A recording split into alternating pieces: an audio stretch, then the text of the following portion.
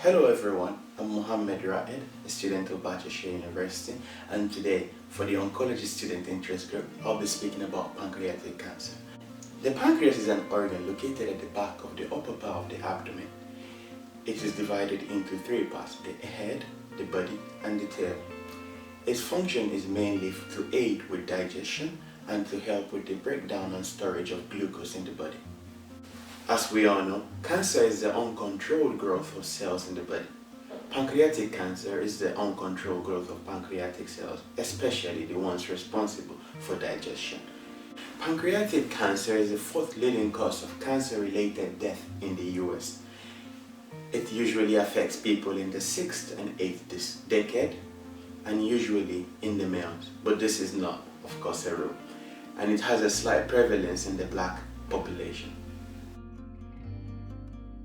We have a lot of factors that predispose to the development of pancreatic cancers. Among these are smoking, high alcohol consumption, and chronic pancreatitis, which is inflammation of the pancreas. Also, we have obesity and type 2 diabetes mellitus. Alongside all this, we also have some genetic conditions that predispose to the development of pancreatic cancer. We have the BRCA mutation, von Hippel-Lindau, and a lot more to this list. How would a typical pancreatic cancer patient present to the hospital? The presentation depends on the position of the cancer. If it's at the head, it typically presents early on and has a favorable prognosis. But if it's at the body or the tail, it kind of has a later presentation and unfortunately a non-favorable prognosis. But in general, they typically present with the pain at the abdomen that goes towards the back. The ones at the head typically present with symptoms like jaundice, which is a constellation of symptoms that typically involves yellowing of the skin, the sclera, and darkening of the urine. It also can present with an enlarged gallbladder, which is an organ located underneath the liver that helps also with the digestion, and it is usually painless. An enlarged gallbladder typically presents with pain, but when it's related with pancreatic cancer, it's usually painless. Typical cancer patients usually present with weight loss, nausea, weakness, poor appetite, and so on.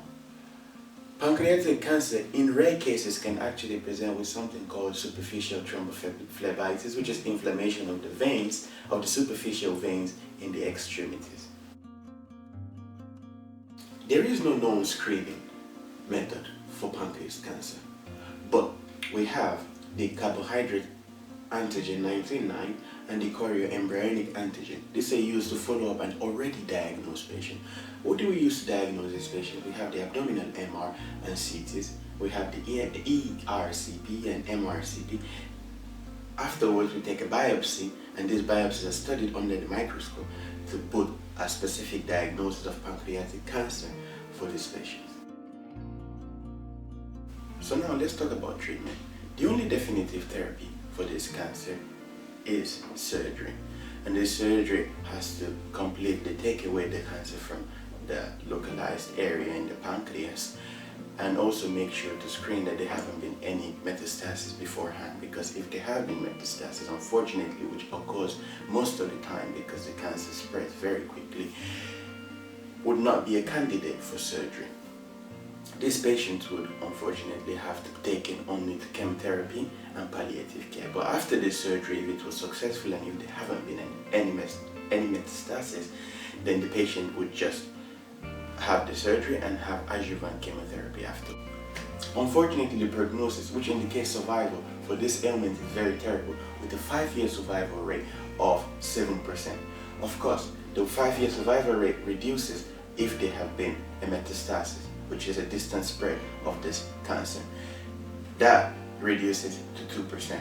But if there have been a successful resection of this, if the survival rate, the prognosis increases to 15 to 30%. All are still very terrible, unfortunately.